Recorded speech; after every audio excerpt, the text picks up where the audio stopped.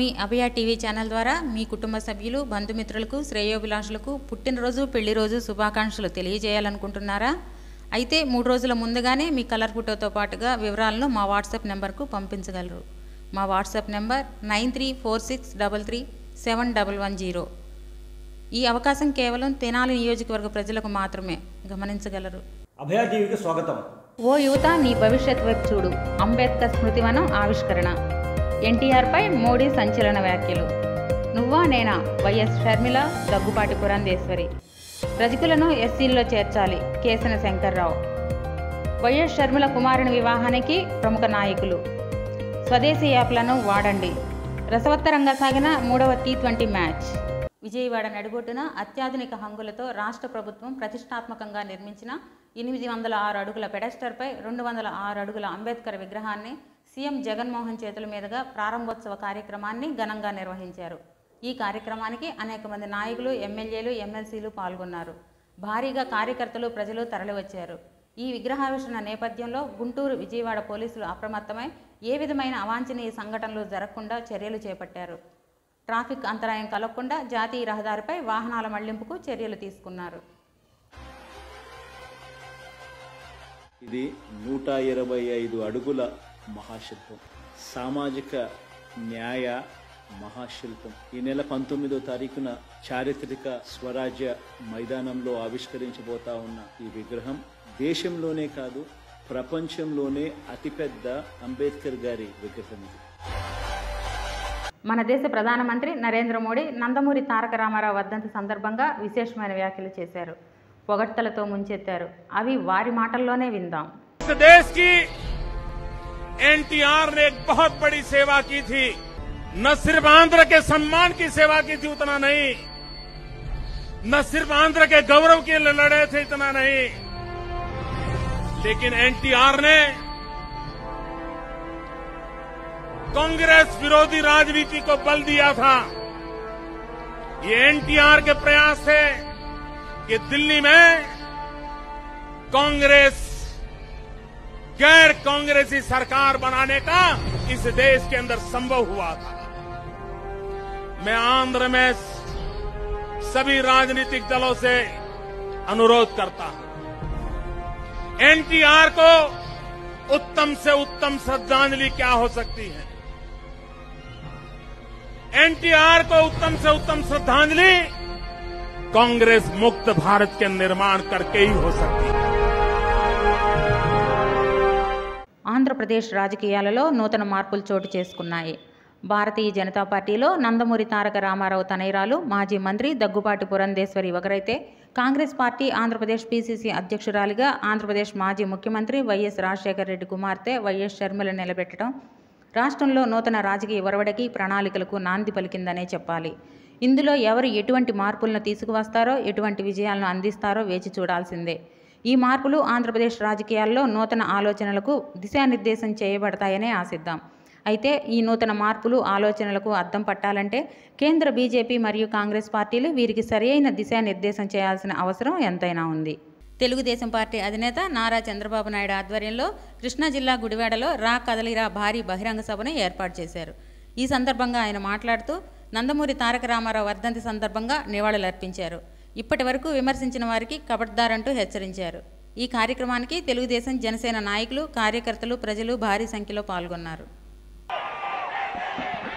ఈరోజు జనవరి 18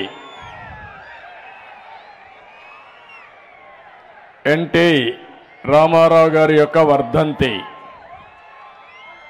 ఈ సందర్భంగా గుడివాడలో రా కదలిరా పిలిపిస్తే ఎక్కడ చూసినా జనమే జనం,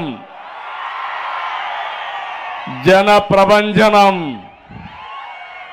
నేను అడుగుతున్నా, నిన్నటి వరకు మాట్లాడిన బూతుల వ్యక్తులు కబద్దార్, జాగ్రత్తగా ఉండండి. ప్రజలు కదిలితే ప్రజా చైతన్యంలో మీరు కొట్టుకొని పోవడం ఖాయం. భూస్థాపితం కావడం ఖాయమని చెప్పి మరొక్కసారి హెచ్చరిస్తున్నా. ఒక విధంగా ఈరోజు కదిలిరా గుడివాడలో పెట్టడం దేశ రాజకీయాల్ని తిరగా రాసిన నాయకుడు పుట్టిన ప్రాంతం కావడం, ఇక్కడ మీ అందరినీ దర్శించడం నా పూర్వజన్మ సుకృతంగా భావిస్తున్నా. ఎన్టీ రామారావు గారు రాజకీయాల్లో ప్రవేశించిన ప్రాంతం ఈ యొక్క గుడివాడ. మొట్టమొదటిసారిగా ఎమ్మెల్యే అయింది ఈ గుడివాడ నుంచి. అధికారం అంటే బూతులు, దోపిడీ, క్యాసినోలు, పేకాటలు, కబ్జాలు. వింటున్నారా తమ్ముళ్ళు? నిన్న కూడా సంక్రాంతి వచ్చింది. ఏపీ ముఖ్యమంత్రి జగన్మోహన్ రెడ్డి తన సోదరి వైఎస్ షర్మిల కుమారుడి వివాహ నిశ్చితార్థం వేడుకలకు హాజరయ్యారు. గండిపేట, గోల్కొండ రిసార్ట్స్లో జరిగిన ఈ వేడుకల్లో ముఖ్యమంత్రి వైఎస్ జగన్, భారతిరెడ్డి దంపతులు, వరుడు వైఎస్ రాజారెడ్డి, వధువు అట్లూరి ప్రియులకు శుభాకాంక్షలు తెలియజేసి ఆశీర్వదించారు. ఈ సందర్భంగా వైఎస్ షర్మిల తమ కుమారుని నిశ్చితార్థ వేడుకకు తరలివచ్చిన అతిథులందరికీ హృదయపూర్వక ధన్యవాదాలు తెలియజేశారు. రాష్ట్ర సచివాలయంలో డిప్యూటీ సీఎం బట్టి విక్రమార్క 2024-25 ఆర్థిక సంవత్సరం వార్షిక బడ్జెట్ ప్రతిపాదనల తయారీపై రెవెన్యూ శాఖ మంత్రితో కలిసి రెవెన్యూ, హౌసింగ్ అండ్ ఐపీఆర్ శాఖల ఉన్నతాధికారులతో సమీక్షా సమావేశం నిర్వహిస్తున్నారు. రానున్న ఆర్థిక సంవత్సరంలో ఆయా శాఖల్లో అమలు చేసే కార్యక్రమాలు, పథకాలు, నిర్వహణ వ్యయంపై ఈ సమావేశంలో చర్చించనున్నారు. ఈ సమావేశానికి special chief secretary Aravind Kumar, principal secretary Raveen Mittal, Srinivasaraju, INPR special commissioner Ashok Reddy తదితరులు పాల్గొన్నారు.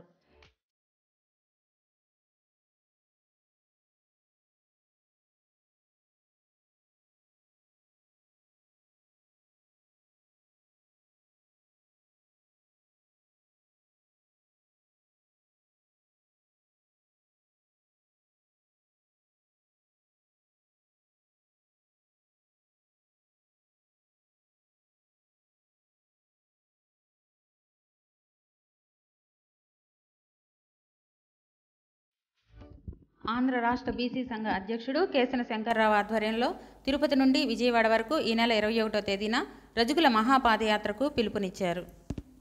రజకులను ఎస్సీ జాబితాలో చేర్చాలని 18 రాష్ట్రాలు, 3 కేంద్రపాలిత ప్రాంతాల్లో కొన్ని చోట్ల ఎస్సీలుగా, మరికొన్ని చోట్ల ఎస్టీలుగా కొనసాగుతున్నారని, గతంలో ఎన్టీ రామారావు ఎస్సీలుగా చేర్చారని తీర్మానం చేశారు. వైఎస్ రాజశేఖర రెడ్డి ఎస్టీ జాబితాలో చేర్చుతామని హామీ ఇచ్చారు. 2014 టీడీపీ మేనిఫెస్టోలో రజకులను ఎస్సీ జాబితాలో చేర్చుతామన్నారు. 2018లో రజకులతో ఎస్సీ జాబితాలో చేర్చుట కొరకు త్రిసభ్య కమిటీని వేశారు. 2018 ఏలూరులో బీసీ గర్జనలో జగన్మోహన్ రెడ్డి కొన్ని కులాలు ఎస్సీ, ఎస్టీ జాబితాలో చేర్చమని అడుగుతున్నారని, వారి జీవన స్థితిగతులను అధ్యయనం చేసి అర్హులను ఆ జాబితాలో చేర్చుతామని హామీ ఇచ్చారు. ఇంతవరకు మాకున్న త్రిసభ్య కమిటీని కూడా పునరుద్ధరించలేదని, రజక మహిళలపై అనేక చోట్ల అత్యాచారాలు, కులదోషాలు, గ్రామ బహిష్కరణలో రజక దోపిఘాట్ల ఆక్రమణ జరుగుతూనే ఉన్నవని ఈ మీడియా సమావేశంలో మాట్లాడారు. ఈ కార్యక్రమానికి బీసీ సంఘ సంక్షేమ రాష్ట్ర అధ్యక్షులు కేసన శంకర్రావు, రాష్ట్ర యువజన అధ్యక్షులు కుమ్మర క్రాంతికుమార్, రాష్ట్ర ప్రధాన కార్యదర్శి అన్నవరపు నాగమల్లేశ్వరరావు, శ్రీనివాస్, పూర్ణచందర్రావు, లక్ష్మీనారాయణ తదితరులు నాయకులు పాల్గొన్నారు. అయోధ్యలో బలరాముని పూజ చేసిన అక్షంతలు ఇంటింటికి పంచే కార్యక్రమంలో భాగంగా ఈరోజు మాజీ ఎమ్మెల్యే డాక్టర్ గోగినోని ఉమా ఇంటికి వెళ్లి అక్షంతలు అందజేసి వారిని అయోధ్యకు ఆహ్వానించారు. ఈ సందర్భంగా ఉమా మాట్లాడుతూ దేశ ప్రజలందరూ కూడా ఆ రాముని ప్రాణ ప్రతిష్ఠ కోసం ఎదురు చూస్తున్నారని, ఈ కార్యక్రమం చేస్తున్న మోడీ గారు నిజంగా ధన్యులని ప్రశంసించారు. ఈ కార్యక్రమంలో అవ్వారి శ్రీనివాసరావు, హనుమత్ ప్రసాద్, పాటిబండ్ల రామకృష్ణ, అనంతాచారి, వాసుదేవ నాయుడు, కడియాల నందకిషోర్ తదితరులు పాల్గొన్నారు. విశాఖలో రామానాయుడు స్టూడియో భూముల వ్యవహారంలో ఏపీ ప్రభుత్వానికి షాక్ తగిలింది. భూములను లేఅవుట్ చేసి అమ్మకాలు జరపడంపై సుప్రీంకోర్టు స్టే విధించింది. రాష్ట్ర ప్రభుత్వం ప్రతివాదులకు నోటీసులు జారీ చేసింది. 2003 సెప్టెంబర్ 13న ప్రభుత్వ ఉత్తర్వుల్లో పేర్కొన్న అవసరాలకు మినహా ఈ భూములను ఉపయోగించకూడదని ఆదేశించింది. కాగా రామానాయుడు స్టూడియోకు 2003లో సినీ అవసరాలకు వినియోగించుకునేందుకు అప్పటి ప్రభుత్వం 35 ఎకరాలు కేటాయించినట్లుగా సమాచారం. దేశ ప్రజలందరికీ చిన్న సందేశం. మనమందరం చాటింగ్ చేయడానికి కొన్ని యాప్స్ యూజ్ చేస్తూ ఉంటాం. అయితే మీరు తెలుసుకోవాల్సిన యాప్ ఒకటి ఉంది. అదే మన టెలిగ్రామ్ యాప్. ఇది మన స్వదేశీ యాప్ అని మీకు తెలుసా? మనం చాట్ చేయడానికి వేరే యాప్లు యూజ్ చేయటం వల్ల మన సంపద, మనం వినియోగించే డేటాపై ఖర్చు పెట్టే డబ్బు విదేశీ యాప్స్కి వెళుతుంది. అదే మన దేశ ప్రజలందరూ స్వదేశీ యాప్ అయిన టెలిగ్రామ్ యాప్ని యూజ్ చేసినట్లయితే ఆ యాప్ మీద వచ్చే ఇన్కమ్ మన దేశ సంపదలోనే చేరుతుంది. మనమంతా స్వదేశీ యాప్ని యూజ్ చేద్దాం, మన దేశ సంపద మనకే వచ్చే విధంగా చేద్దాం. భారత క్రికెట్ యువ జట్టు ఆఫ్ఘనిస్తాన్ మొదటి 2 టీ20లు అలవోకగా గెలిచింది. అయితే 3వ టీ20 మ్యాచ్ అనేక ట్విస్టులతో ఉత్తేజంగా, ఉత్కంఠంగా కొనసాగినా చివరకు భారత్కు విజయం వరించింది. బెంగళూరు చిన్నస్వామి స్టేడియంలో జరిగిన ఈ మ్యాచ్లో మొదట భారత్ జట్టు టాస్ గెలిచి బ్యాటింగ్ ఎంచుకుంది. భారత్ జట్టులో మొదట వికెట్స్ త్వరగా పడినా కెప్టెన్ రోహిత్ శర్మ 69 బంతుల్లో 121 పరుగులు చేశారు. అందులో 11 ఫోర్లు, 8 సిక్సర్లు ఉన్నాయి. రింకు సింగ్ 29 బంతుల్లో 69 పరుగులు చేశారు. అందులో 2 ఫోర్స్, 6 సిక్సర్లు ఉన్నాయి. ఈ ఇద్దరూ కలిసి భారీ లక్ష్యాన్ని ఆఫ్ఘనిస్తాన్ జట్టు ముందు ఉంచింది. అయినా యువ బౌలర్ల లోపం వలన ఆ లక్ష్యాన్ని ఆఫ్ఘనిస్తాన్ జట్టు విజయానికి దగ్గరగా వచ్చి డ్రాగా ముగించింది. మ్యాచ్లో సూపర్ 6 ఓవర్లకి మార్చారు. మొదట బ్యాటింగ్ చేసిన ఆఫ్ఘనిస్తాన్ 6 బాల్స్కి 16 పరుగులు చేసింది. భారత్ జట్టు నుండి రోహిత్ శర్మ, జైస్వాల్ దిగారు. అయితే రోహిత్ శర్మ బాగా ఆడినా జైస్వాల్ నుంచి సరైన సహకారం లభించలేదు. ఈ సూపర్ 6 మ్యాచ్ కూడా డ్రాగా ముగిసింది. రెండవ సూపర్ 6 మ్యాచ్ పెట్టక తప్పలేదు. ఇందులో మొదట బ్యాటింగ్ రోహిత్ శర్మ, రింకు సింగ్లు దిగారు. రోహిత్ శర్మ 1 6, 1 4, 1 సింగిల్ రన్స్ కొట్టి ఎదుట బ్యాట్స్మెన్కి బ్యాటింగ్ అవకాశం ఇవ్వగా రింకు సింగ్ తర్వాత వచ్చిన సంజు వెంటనే అవుట్ అయ్యారు. 11 రన్స్ తక్కువ టార్గెట్ని ఆఫ్ఘనిస్తాన్కి ఇచ్చింది. అయితే బిఫ్టాయ్ బౌలింగ్ ప్రతిభతో కేవలం 1 రన్ కొట్టి ఆఫ్ఘనిస్తాన్ జట్టు 2 వికెట్స్ కోల్పోయి పరాజయం పాలైంది. ఏదేమైనా భారత్ జట్టుకు విజయం వరించింది. ఆఫ్ఘనిస్తాన్ జట్టుపై 3-0 స్కోర్తో క్లీన్ స్వీప్ చేసింది. Man of the match Rohit శర్మకు రాగా man of the series Shivam దూబేకు వరించింది. ప్రతిరోజు రాత్రి 9 గంటలకు వచ్చే మా వార్తలను వీక్షించండి, లైక్ చేయండి, సబ్స్క్రైబ్ చేయండి. నమస్తే, this is Abhay TV channel.